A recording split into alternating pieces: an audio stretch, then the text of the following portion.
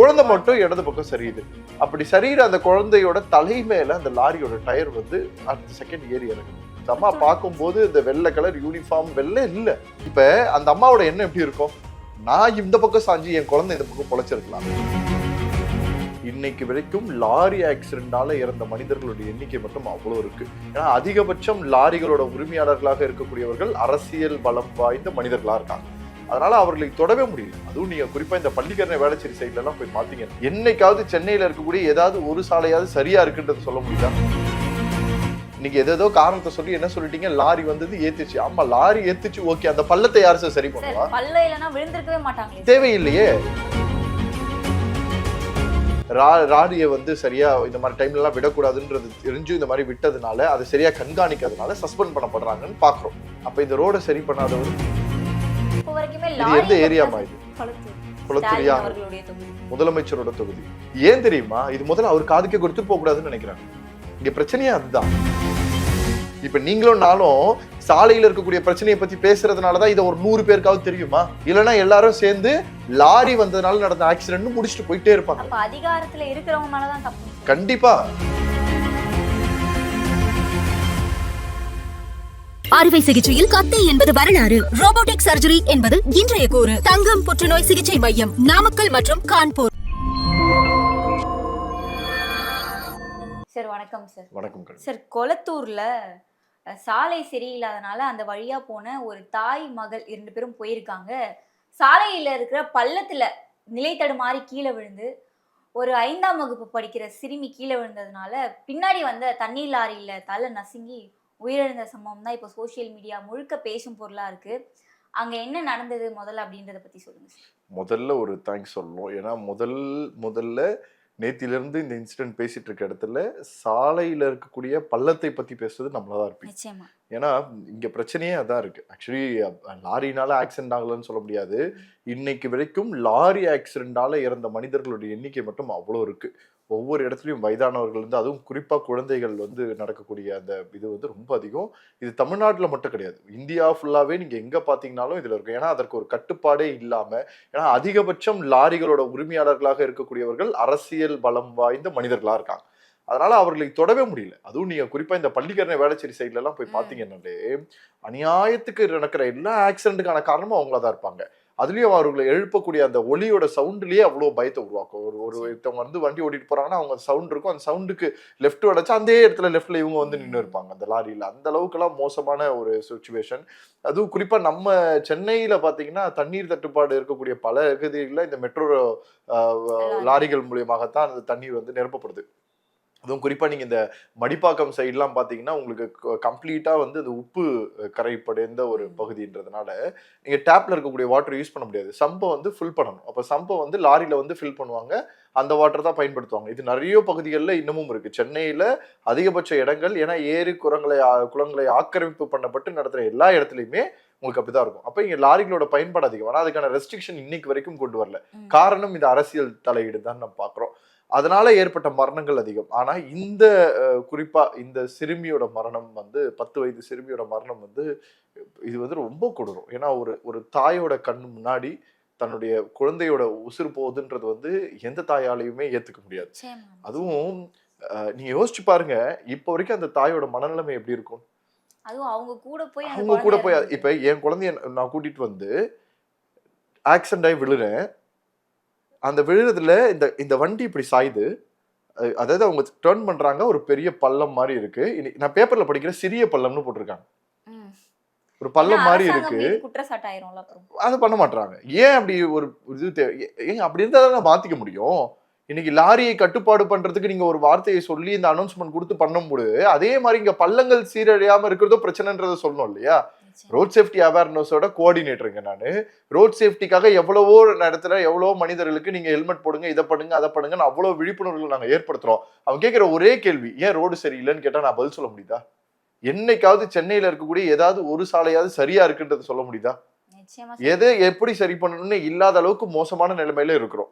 எத்தனை மழை வரும்போதோ வெள்ளம் வரும்போதோ அல்லது பெய்யும் போதோ அந்த ஓபன் பண்ணப்பட்டு அந்த மழை நீர் குடிகளுக்காக ஓபன் பண்ணப்பட்டு செய்யப்பட்ட அந்த இதுவெல்லாம் அப்படியே திறந்து வச்சு அதுல விழுந்து முழுகினவங்க எத்தனை பேர் தெரியுமா? நார்த் உஸ்மான் ரோட்ல ஜாயாலுக்காசுக்கு எதிர்க்க மட்டுமே வருஷத்துக்கு ஒருத்தராவது அந்த குழியில விழுந்து இறந்து போறவங்க இருப்பாங்க. இப்ப தெரிஞ்சு யாருமே மாத்த முடியலன்னா அப்புறம் என்னத்துக்கு இருக்கு? அப்ப இதெல்லாம் யார் சொல்லுவா? பேசவே மாட்டீங்கன்னு யார் சொல்லுவா? இன்னைக்கு நீங்க எல்லாரும் கடந்து போயிடுவீங்க. அந்த குடும்பத்துல ஏற்கனவே கணவனை இழந்தவங்க அவங்க தன்னுடைய வருமானத்துல மட்டும் பாத்துக்கிட்டு தன்னுடைய குழந்தையையும் கூட்டிட்டு போய் ஸ்கூல்ல விட்டுக்கிட்டு தன்னுடைய வாழ்க்கையை வாழ்ந்துகிட்டு இருக்காங்க. ஒரு பையன் இருக்கான்னு வச்சுக்கோங்களேன், பையன் பொண்ணு 2 பேர் இருக்கு. அந்த பொண்ணை அன்னைக்கு காலையில ஸ்கூலுக்கு எப்பவும் போல கூட்டிட்டு போறாங்க. அந்த ரோட்ல பெரம்பூர் அந்த ரோட்ல போயிட்டு நீங்க கட் பண்ணும் போது பாத்தீங்கன்னா அந்த சின்ன பள்ளத்துல இருந்து அவங்க வண்டி சரியுது. வண்டி சரியும் போதே வண்டி வலது பக்கம் சரியுதுன்னா அம்மாவும் வலது பக்கம் சரியுறாங்க, குழந்தை மட்டும் இடது பக்கம் சரியுது. அப்படி சரியிற அந்த குழந்தையோட தலை மேல அந்த லாரியோட டயர் அடுத்த செகண்ட் ஏறி இறங்குது. அந்த அம்மா பார்க்கும்போது இந்த வெள்ளை கலர் யூனிஃபார்ம் வெள்ளை இல்ல, அவ்வளவு இருக்கும் இல்ல, அது எப்படி இருக்கும்னு யோசிச்சு பாருங்க. இப்ப அந்த அம்மாவோட எண்ணம் எப்படி இருக்கும்? நான் இந்த பக்கம் சாஞ்சி என் குழந்தை இந்த பக்கம் பொழைச்சிருக்கலாமே. அந்த குற்ற உணர்ச்சியிலே வாழ்நாள் முழுவதும் இருக்கும். அவங்களால மீண்டு வர முடியாதுமா, சுத்தமா மீண்டு வர முடியாது. நீங்க இதெல்லாம் நாங்க பர்சனலா நிறைய பார்த்திருக்கோம். நீங்க எங்களோட சமூக வட்டாரத்துல சாந்தின்னு சொல்லி எங்களுக்கு ரொம்ப முக்கியமான ஒரு அம்மா இருந்தாங்க. அவங்க 5 ஃபால்ஸ்ன்னு சொல்லி ஒரு ஆர்கனைசேஷன், பெண்களுக்காக மட்டும் வேலை பார்க்குறவங்க. எப்போ பார்த்தாலும் பெண்கள் நலனுக்காக வேலை பார்க்கக்கூடிய அந்த குடும்பமே அப்படிதான் இருக்கும்.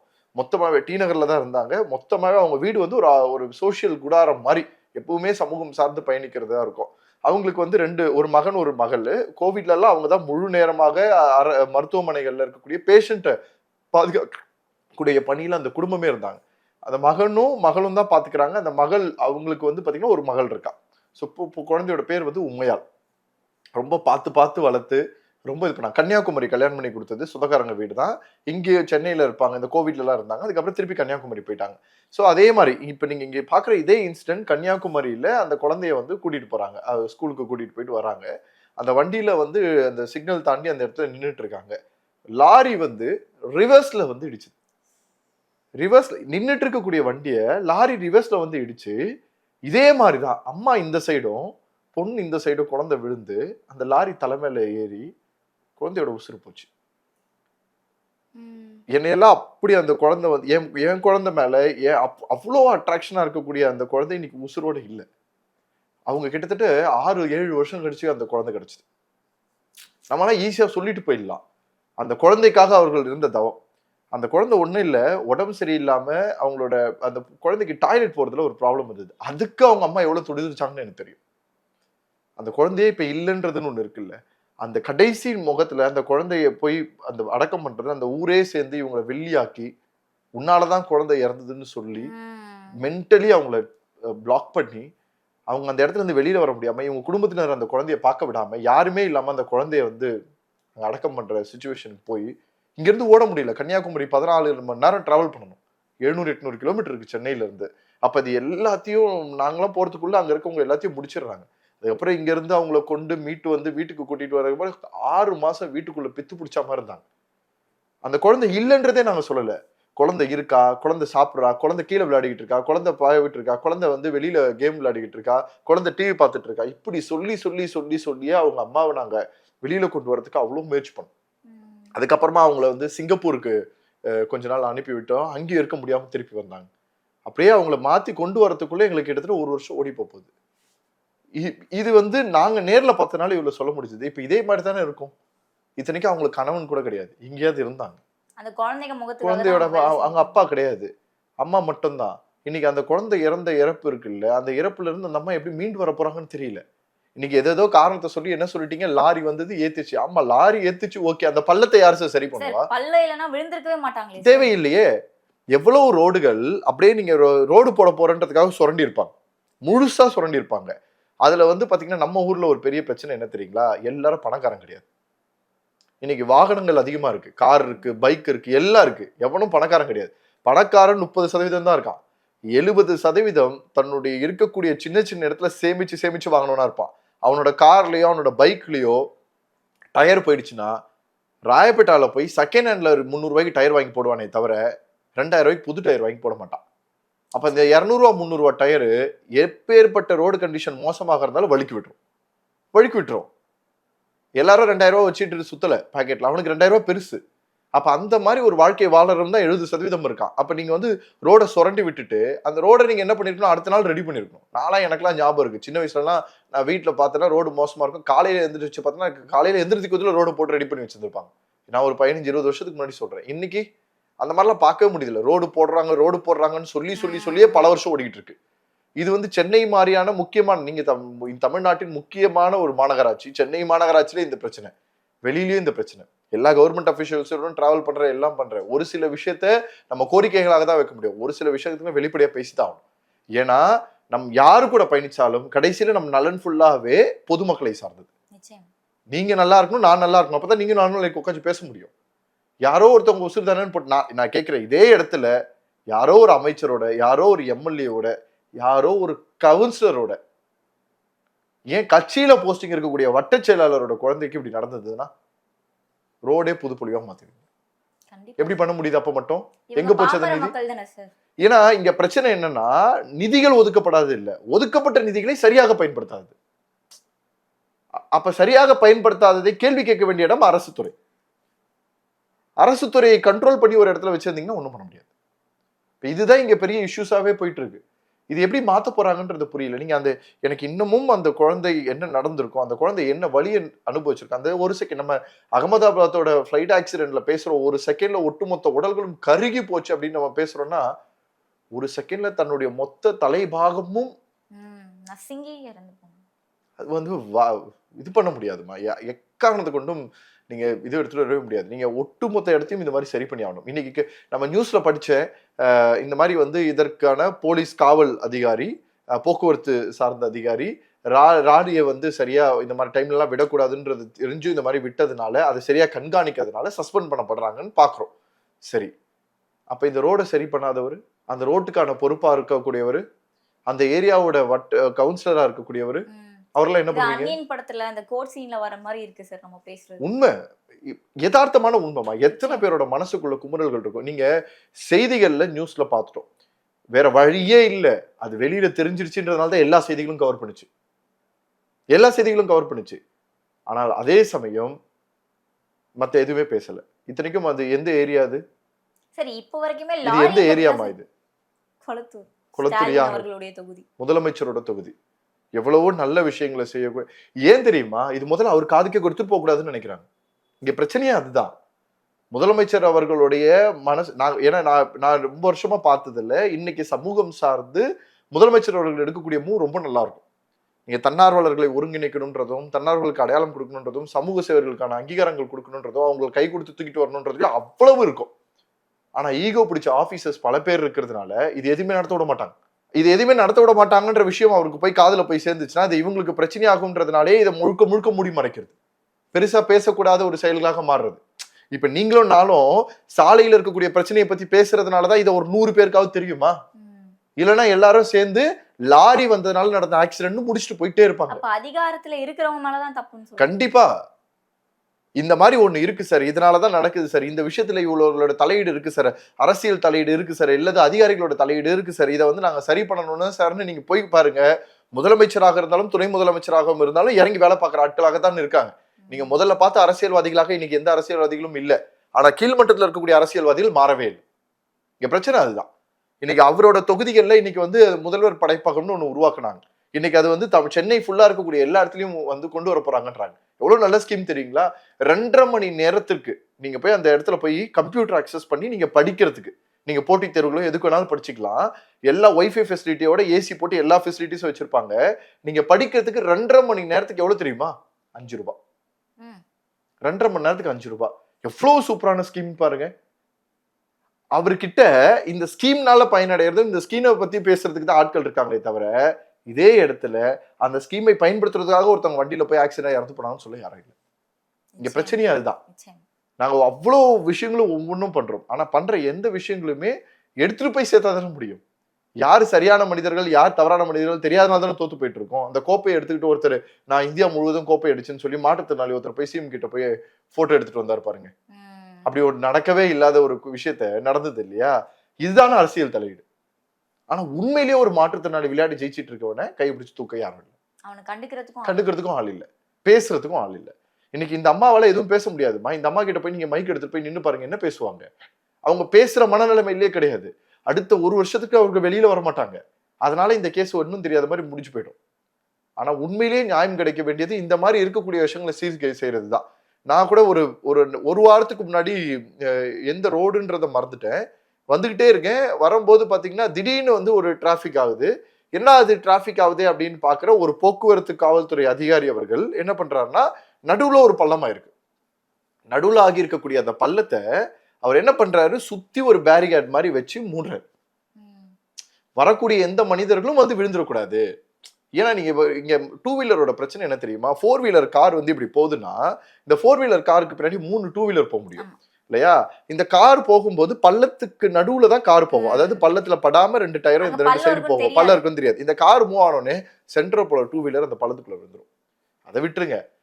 நம்ம கோட்டூர்புரம் இருக்கா, அண்ணா செஞ்சுரி லைப்ரரி, ஒன்றும் இல்லை, எப்பவுமே முதலமைச்சர் போகக்கூடிய அந்த வழிபாதை தான். நீங்க கேன்சர் இன்ஸ்டிடியூட்ல இருந்து கோட்டூர்புரம் அண்ணா செஞ்சுரி லைப்ரரி வழியாக வெளியில வரக்கூடியது. நான் அப்படி வந்து வர சொல்லுங்க, எத்தனை இடத்துல பள்ளங்கள் வந்து எவ்வளவு மோசமா ஓப்பனா இருக்குன்னு தெரியும். அப்படி என்ன வந்து இது இது இது எந்த அப்ப எனக்கு என்ன கேள்வினா, இந்த பக்கமா அதிகாரிகளே வர்றது இல்லையா, இந்த பக்கத்துல யாருமே பாக்குறது இல்லையா, அப்புறம் என்னதான் வேலை பாக்குறாங்க? இதற்காகத்தான் லோக்கல் வார்டுல இருந்து, லோக்கல் இதுல இருந்து, அடுத்து அதற்கான ஜோனல் ஆபீசஸ்ல இருந்து, கார்பரேஷன்ல இருந்து, டிஸ்ட்ரிக்ட் கலெக்டரேட், சென்னையில மட்டும் தான் கலெக்டரேட் கமிஷனரேட்னு 2 வகையில நடக்கக்கூடியது. இப்படி எல்லாம் இருக்கக்கூடிய இடத்துல இந்த பிரச்சனையை அனுபவிக்க, அப்ப நாளைக்கு ஏன் உசுரும் போனா போதும்னு நினைக்குதுன்னு அர்த்தம்.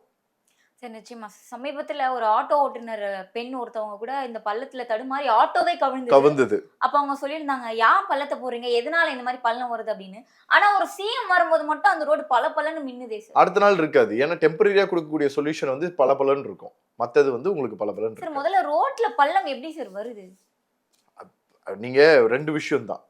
ஒரு இடத்த ரெடி பண்றாங்கன்னு வச்சுக்கோங்களேன், அது மட்டமான ஒரு குவாலிட்டியில ரெடி பண்றது, அதுல நடக்கக்கூடிய ஊழல். 3வது வந்து பாத்தீங்கன்னா அங்க லோக்கல் பப்ளிக்ல இருக்கக்கூடியவங்களும் வந்து ஆக்கிரமிப்பு பண்ணி வச்சிருக்கிறது. இந்த 3 விஷயங்களுமே நடக்கிறதா. நம்ம அதிகாரிகளை மட்டும் சொல்லக்கூடாது, பப்ளிக்லயும் சொல்லும். அது அவ்வளவு பெரிய பள்ளமா இருக்கு போல இருக்கு. இப்ப கிட்டத்தட்ட வந்து டிரைனேஜ் பள்ளத்தை விட மிகப்பெரிய ஒரு பள்ளம் மாதிரி இருந்திருக்கு அந்த இடம். இது மாதிரி எவ்வளவு இடத்துல இருந்திருக்குன்னு யோசிச்சு பாருங்க. நீ கட் பண்ற இடத்துல அந்த அம்மாக்கு இது விழுது அப்படின்னா, நீங்க நான் சொல்றது நேர்ல போகும்போதே இது பிரச்சனைனா, கட் பண்ற இடத்துல இருக்கிறதுலாம் யாருக்கு தெரியும்? இது வந்து ஒரு பகுதியில மட்டும் கிடையாது, தமிழகம் முழுக்க இருக்கக்கூடிய அனைத்து பகுதிகளிலுமே இருக்குன்னு சொல்றேன். அப்ப இதுக்கு ரோடு போடாமலே இருந்திருக்கலாம். நீங்க மொத்தமாவே பள்ளமா இருந்ததுன்னா பள்ளத்தோட எப்படி ஓட்டணும்னாவது நான் எனக்கு தெரிஞ்சிருக்கும். பாதி பள்ளமும் பாதி சரியான ரோடும் இருக்கும்போது எனக்கு அது ஒரு பிரச்சனை வருது இல்ல. இன்னொன்னு பாருங்க, 10 மீட்டர் இடைவெளி விட்டு வர்றோம். As per the rule safety rules படி 10 மீட்டர் ஒரே ஒரு மீட்டர் யாராவது ஒருத்தவங்க டிஸ்டன்ஸ் ஃபாலோ பண்றாங்கன்னு சொல்லுங்க பாப்போம். யாருமே கிடையாது. ஒண்ணு கூட இருக்காது. ஆக்சுவலி பிங்க் பஸ்ன்னு ஒன்று கொண்டு வந்தாங்கல்ல, அது அந்த பிங்க் கலரு பஸ்ஸில் இருந்ததை விட நிறைய வாகனங்கள் மேலே ஒட்டி இருந்தது தான் அதிகம். ஃபுல்லாக பிங்க் கலரில் பெயிண்ட் அடிச்சு வச்சிருந்தது. பஸ் ஒவ்வொரு டைமும் எடுக்கும்போது இப்படி ரிவர்ஸ் வந்துட்டு முன்னாடி போகும், லைட்டாக ரிவர்ஸ் வந்துட்டு முன்னாடி போகும். பின்னாடி ஒரு கார் இருக்கும், அந்த கார் கண்ணாடியெல்லாம் உடையும், அது ஃபுல்லாக பிங்க் ஆயிருக்கும். முன்னாடி போகும்போது உரசுறதுல பிங்க் ஆயிருக்கும். எல்லா வண்டியில் இருக்கக்கூடிய அந்த சாயங்களும் மற்ற வண்டிகளில் போயிருக்கும். அப்ப அதுல இருந்தே தெரிஞ்சுக்கலாம் எத்தனை இடத்துல எவ்வளவு நடந்திருக்குன்னு. நீங்க 10 மீட்டர்ன்றது வந்து ஏன் கொடுக்குறாங்க, முதல்ல அதுக்கு ஒரு ரீசன் இருக்கு. நான் வந்து ஒரு டைம் வந்து இந்த இதுல இருந்து வந்தேன், நம்ம அடையாரோட நம்ம பெசநகர் டு எல்பி ரோடு அடையாறுல இருந்து த்ரூவர்ட்ஸ் வந்து நம்ம கிண்டி வர வழி வந்துட்டு இருக்கேன். மத்திய கைலாஷோட சிக்னல் தாண்டி த்ரூ வந்து ஐஐடி மெட்ராஸ் வர அந்த ரூட்கா நான் வந்துட்டு இருக்கேன். அப்படி நான் ஸ்ட்ரெயிட்டா வந்துட்டு இருக்கும்போது ஒரு கார் வந்து சடனா பிரேக் போடுறாங்க. காருக்கு முன்னாடி இன்னொருத்தரும் பிரேக் போடுறாங்க. ஸோ அவங்க சடனாக பிரேக் பண்ணுறாங்க. நான் வந்து கிட்டத்தட்ட ஒரு 3 மீட்டர் டிஸ்டன்ஸ் தான் இருந்திருப்பேன்னு நினைக்கிறேன் எனக்கு தெரிஞ்சு. என் வண்டியில் 3 மீட்டர் டிஸ்டன்ஸில் பிரேக் பிடிச்சி கூட என் வண்டி போய் அந்த காரில் போய் மோதுது. அந்த காரு அந்த பின்னாடி இருக்கக்கூடிய பார்ட்ஸ் வந்து உடையுது. ஓகேங்களா? இப்போ அவங்க அங்கேயே எனக்குள்ள சண்டை. நான் அதுக்கப்புறம் சரி ஓகேன்னு நான் வந்து ரூல்ஸ் பேசுகிறேன். நீங்கள் எப்படி சடன் பிரேக் போடலாம், நான் தானே ஓட்டிட்டு வரேன், நான் 3 மீட்டர் டிஸ்டன்ஸ் மெயின்டைன் பண்ணிட்டு வரேன், நான் சடன் பிரேக் போடுறீங்க, அப்படியும் மீறி வருது, நான் இடிக்கணும்ன்றது வரல, நீங்க ஏற்கனவே உடஞ்சது இருக்கு, அவங்களுக்கு ஆல்ரெடி உடஞ்சும் இருக்கு, அது இல்லாம எந்தும் இடிச்சிருக்கு, நான் தெரியுது. பட் இது வந்து நான் பேசுறேன், அவங்க இன்னும் பேட் வேர்ட்ஸ் எல்லாம் யூஸ் பண்ணி பேசுறாங்க. இது ஒரு பெரிய கிளாஷ் ஆகுது. நானே போலீஸ்க்கு கால் பண்ணிட்டு போலீஸ் வந்துட்டாங்க. ஸோ வந்த உடனே போலீஸ் வந்து 2 வண்டி ஓரம் கட்டியாச்சு. ஓரம் கட்டின உடனே நான் வந்து பைக்கு, அவங்க காரு. ஸோ இப்போ வந்து போலீஸ் வந்த உடனே பேசுறோம். பேசிட்ட உடனே எல்லாத்தையுமே சொன்ன உடனே அப்புறமா போலீஸ் ஆஃபீஸர்ஸ் வந்து சொல்றாங்க, நான் இத்தனைக்கும் ரூல் சேஃப்டியில் இருக்க எனக்கு தெரியாது இது வரைக்கும், அப்பதான் தெரியுது. எல்லாருக்கும் கால் பண்ண உடனே சார் 10 மீட்டர் டிஸ்டன்ஸ் கம்பல்சரி வந்தே ஆகணும் சார் அப்படின்னா. நான் சொன்னேன் அது பஸ்ஸுக்கு பின்னாடி மட்டும் தானே சார் எழுதிருக்கும், வேற எதுலையுமே நான் பார்த்ததே கிடையாது அப்படின்னு கேட்பேன். அதுக்கு அவங்க சொன்னாங்க, இல்ல சார் நீங்க வந்து நீங்க ஜஸ்ட் நீங்க வந்து அந்த கார் டிரைவ் பண்றவங்களா நினைச்சு பாருங்க, வண்டி போயிட்டே இருக்கு, திடீர்னு இன்ஜின் ஃபால்ட், வண்டி ரன் ஆகல, ஸ்டாப் ஆயிடுச்சு. பேஷண்ட் அந்த ஓட்டுற டிரைவர் மேல குறை சொல்ல முடியுமா? முடியாது. என்னன்றதே தெரியாது, திடீர்னு வண்டி ஸ்டாப் ஆயிடுச்சு. அப்ப பின்னாடி வரக்கூடியவர் 10 மீட்டர் டிஸ்டன்ஸை ஃபாலோ பண்ணி இருந்து பிரேக் பிடிச்சிருந்தா மட்டும்தான் அவர் கரெக்டா ஒரு 5 மீட்டர் கிட்டயாவது வந்து ரொம்ப ஜோன்ல வந்து பண்ணிருப்பாரு. அப்ப அது இடிச்சிருக்காம இருக்கிறதுக்கு வாய்ப்பு இருக்கு. இதுக்கு தான் 10 மீட்டர் டிஸ்டன்ஸ் மெயின்டைன் பண்ணணும்னு சொன்ன உடனே நான் அங்கே இடத்துல அவங்க கிட்ட சாரியை கேட்டு அந்த இது வந்து இது பண்ணிட்டு வந்தோம். ஏன் இதை சொல்றேன்னா, தப்பு நம்ம மேல இருக்குதுன்றதே நமக்கு தெரியாது. நீங்க அவங்களோட பார்வையில இருந்து பாத்தீங்கன்னா மட்டும் தான் தெரியும். சோ இந்த மாதிரி நம்ம எதையுமே ஃபாலோ பண்றது இல்லை. ஆனா பாருங்க, சீட் பெல்ட் போடல ஃபைன், சீட் பெல்ட் போடலன்னு ஏஐ கேமரா வச்சு உங்களுக்கு ஃபைன், நீங்க வந்து ஹெல்மெட் போடல ஏஐ கேமரா வச்சு ஃபைன், எல்லாத்துக்கும் பெனால்டி போட முடிச்ச நீங்க பண்ற தப்புக்கு யார் ஃபைன் போடுவா? இப்ப இந்த 10 மீட்டர் டிஸ்டன்ஸ் ஃபாலோ பண்ணலன்னு எல்லா வண்டிக்கும் ஃபைன் போடுங்க. ஏன் அதெல்லாம் பண்ண முடியல? அப்ப வந்து உங்களால பண்ண முடிச்ச எதுக்குமே நீங்க பண்ண மாட்டீங்க. நாங்க பண்ண வேண்டியதுல மட்டும் எல்லாத்தையும் பண்ணணும். ஆனா நான் ஒரே விஷயம் சொல்வேன், இந்த குழந்தைக்கு கூட அவங்க ஹெல்மெட் போட்டிருந்திருக்கலாம். ஏன்னா இந்த ஹெல்மெட்டோ மற்ற விஷயங்கள்லாம் மற்றவங்க எப்படி வேணா பேசிட்டோங்க. ஆஸ் அ பேசிக்லா ஒரு சோஷியல் ஒர்க்கரா, ஒரு டிராஃபிக் அவேர்னஸ் கேம்பெயின் ஹோல்டரா நான் மனசுல நினைக்கிறது எல்லாமே ஒண்ணுதான், யார் எப்படி வேணா இருக்கட்டும், நாம சரியா இருந்துரும். நம்ம குழந்தை உசுறு நமக்கு முக்கியம். ஒருவேளை ஹெல்மெட் போட்டிருந்தா, ஏன்னா உண்மையிலேயே நீங்க ஹெல்மெட்டோட இதுல நீங்க எவ்வளவு ஃபோர்ஸா ஏறினாலும் மொத்தமா நசுங்காது, தலை நசுங்கிறதுக்கு வாய்ப்பு இல்லை. அது மேபி ஒரு சிராய்வுகளுக்குள்ளதான் ஆட்பட்டிருக்கும். ஏன்னா நிறைய நான் அந்த மாதிரி நாங்களே கேம்பெயின் பண்ணிருக்கோம். ஒரிஜினல் ஹெல்மெட் நீங்க யூஸ் பண்ணியிருந்தீங்கன்னா அவ்வளவு சீக்கிரத்துல அந்த மாதிரி பெரிய லெவல்ல ப்ராப்ளம்லாம் வராது. ஈவன் அந்த இடத்த வழிக்கு அந்த தலை அந்த குழந்தைய வெளியில வந்திருக்குமே தவிர இவ்வளவு தூரம் ஆயிருக்காதுன்றதுதான் மனசுல. ஏற்கனவே பீக் ஹவர்ஸ் தவிர்த்து 11 முதல் 4 மணி வரைக்கும் தான் இந்த லாரிகள், மெட்ரோ லாரிகள் வந்து போகணும் அப்படின்ற ஒரு விதி இருக்குன்னு நினைக்கிறேன். ஆனா இந்த டைம்ல பீக் ஹவர்ஸ்ல லாரிகள் வரதுக்கான இது என்ன சார்? அதான் இதான் காரணம். தண்ணீர் தட்டுப்பாடுன்னு ஒண்ணு இருக்கு இல்லையா? இந்த தண்ணீர் தட்டுப்பாடை ஃபுல்ஃபில் பண்றதுக்கு இவங்க இந்த லாரி டிரைவர் காட்டக்கூடிய டிமாண்ட், இந்த பொலிட்டிக்கல் இன்ஃப்ளூயன்ஸ்ல கிடைக்கக்கூடிய ப்ரெஷரைஸ்டு, அது எல்லாத்தையும் பண்ணணும். நான் சம்பாதிக்கணும்னா எப்போ வேணாலும் நான் எந்த டைம் வேணா வண்டி ஓட்டிக்கலாம், எந்த டைம் வேணா வண்டி ஓட்டினா எவனும் கேள்வி கேட்க மாட்டானா, அதுதான் போகும். நீங்க எந்த இடத்துலயுமே லாரியை பிடிக்கிறது கிடையாது. எந்த இடத்துலயுமே நீங்க சென்னையில எந்த இடத்துல, எந்த சென்னை மட்டும் இல்ல, சென்னையில இருந்து தாம்பரம் வரைக்கும் நீங்க எங்க போனீங்கனாலும் எந்த லாரியும் பிடிக்க மாட்டாங்க. ஏன்னா பழகி போச்சு. இன்னைக்கு இந்த ரூல்ஸை திருப்பி கொண்டு வந்த உடனே அடுத்த ஒரு வாரத்துக்கு சூப்பரா லாரி அலோவ் பண்ண மாட்டாங்க. அதுக்கப்புறம் திருப்பி ஆரம்பிச்சு. ஏன்னா சார், நான் இருந்த பகுதியிலையும் காலையில லாரி எல்லாம் வரக்கூடாதுன்னு ஸ்டாப் பண்ணி வச்சிருந்தாங்க. ஒரு வாரம் கழிச்சு மறுபடியும் லாரியை பார்க்க முடியுது. ஏன்னா இதுதான் வந்து அதிகாரிகளாக இருப்பவர்கள் வந்து அதிகாரம் செய்வது மட்டும் பெருசு கிடையாது. அந்த அதிகாரத்தை சரியாக பயன்படுத்தி அது நடக்காம இருக்கிறதுக்கு பாதுகாக்க வேண்டியது ரொம்ப முக்கியமான ஒரு விஷயம். அண்ணா யூனிவர்சிட்டியில அந்த பொண்ணுக்கு ஒரு விஷயம் நடக்குது அப்படின்னா, அந்த பொண்ணுக்கு கிடைக்கக்கூடிய ஜஸ்டிஸ்ன்றது அந்த கிடைக்கக்கூடிய தண்டனை மட்டும் இல்ல, அடுத்து இன்னொரு பொண்ணு அந்த அண்ணா யூனிவர்சிட்டி லிஸ்ட்ல ஆட் ஆயிடக்கூடாது. அது அண்ணா யூனிவர்சிட்டின்னு சொல்லக்கூடாது, வேற எல்லா காலேஜஸ்லயும் எல்லா இடத்துலயுமே பார்க்கணும். ஒரே இடத்த உடனே ஃபோக்கஸ் பண்ணக்கூடாது, இங்கதான் பிரச்சனை அப்படின்னு போகிறத விட்டுட்டு எல்லா இடத்துலயும் பொதுப்படிவா என்ன மாதிரி சொல்யூஷன் கொடுக்க முடியும்னு பார்க்கணும். சார், சிறுமி சௌமியா உயிரிழந்ததுக்கு லாரி ஒரு காரணமா இருந்தாலும் கூட மிக முக்கிய காரணம் அந்த பள்ளம் அப்படின்னே சொல்லலாம். ஆனா இப்ப வரைக்குமே அதுக்கு அங்க ரோடு போனோன்னு எந்த வேலையும் அங்க நடந்த மாதிரி தெரியல, நம்ம நியூஸ்லயும் பார்க்கல. ஆனா குடிநீர் மெட்ரோ லாரிகளுக்கு நேர கட்டுப்பாடு விதித்து தொடர்பாக அந்த அதிகாரிகள் கூட போலீசார் வந்து இப்ப பேசிட்டு இருக்கிறது, ஆலோசனை பண்றாங்க அப்படின்ற ஒரு செய்தி வந்து இல்ல, அனௌன்ஸே பண்ணிட்டாங்க. அது நல்லதும் கூட தான், தப்பு கிடையாது. ஆக்சுவலி அதான் சொல்லல, ஒரே இடத்துல 2-3 விஷயத்துல நமக்கு உணர்த்திருக்கு. ஒரு பக்கம் லாரிகள் பண்ணக்கூடிய அட்டூழியமும் இதுவையும் ஒடுக்கிறதுக்கு ரொம்ப முக்கியமான ஒரு இடம் தேவைப்படுது. ஆனா அதுக்கு இந்த குழந்தையோட உசுறு வந்துதான் பண்ணணுமா அப்படின்றதுதான் மனசுல இருக்கக்கூடிய கேள்வி. ஏன் இவ்வளவு நாளா பார்க்காம இந்த குழந்தை உசுறு போனதுக்கு அப்புறம் நம்ம செய்யறோம். அட்லீஸ்ட் இனிமேலாவது அதை ரொம்ப ஸ்ட்ரிக்டா ஃபாலோ பண்ணாங்கன்னா நல்லா இருக்கும்னு நினைக்கிறேன். அதே சமயம் சாலையில் இருக்கக்கூடிய 2வது 3வது போக்குவரத்து மற்றவங்க எல்லாம் போய் வண்டியை பிடிக்கிறத விட்டுட்டு ஒவ்வொரு இடத்தையும் ரோட்ல இருக்கிறத கிளியர் பண்ணி, டிராஃபிக்கை கிளியர் பண்ணி ப்ராப்பராக பண்ணக்கூடிய அந்த வேலையை பார்க்கக்கூடியது. 4வதாக பார்த்தீங்கன்னா மாநகராட்சி அதிகாரிகளோட அங்க இருக்கக்கூடிய பங்கு, அதுக்கப்புறம் பொதுமக்களுடைய பங்கு, தேவையில்லாத இடத்துல வாகனங்களை நிறுத்துறது, ரோட்ல போயிட்டு வண்டி அப்படியே தனக்கேற்ற மாதிரி லெஃப்ட்ல நிறுத்திக்கிறது, எங்க மெயின் ரோட்லயும் உனக்கு யார் வேணாலும் கஷ்டப்படாம உன்னோட இஷ்டத்துக்கு நீ பண்ணிடுறது, இந்த மாதிரி எல்லாருமே இந்த இடத்துல திருந்துரும். ஒருத்தர் மட்டும் திருந்தினா பத்தாது, எல்லாருமே மாறணும்ன்றதான் என்னோட நோக்கம். அது நடந்துச்சுனாலே சரியா இருக்கும்னு நம்புறேன். சார், சிறுமி உயிரிழப்பு குறித்து ஒரு சரியான புரிதல் கொடுத்திருந்தீங்க. வாகன போக்குவரத்து ரூல்ஸ் பத்தியும் தெளிவா சொல்லியிருந்தீங்க. தொடர்ந்து பேசலாம் சார். நன்றி. அறுவை சிகிச்சையில் கத்தை என்பது வரலாறு, ரோபோட்டிக் சர்ஜரி என்பது இன்றைய கூறு. தங்கம் புற்றுநோய் சிகிச்சை மையம், நாமக்கல் மற்றும் கான்பூர்.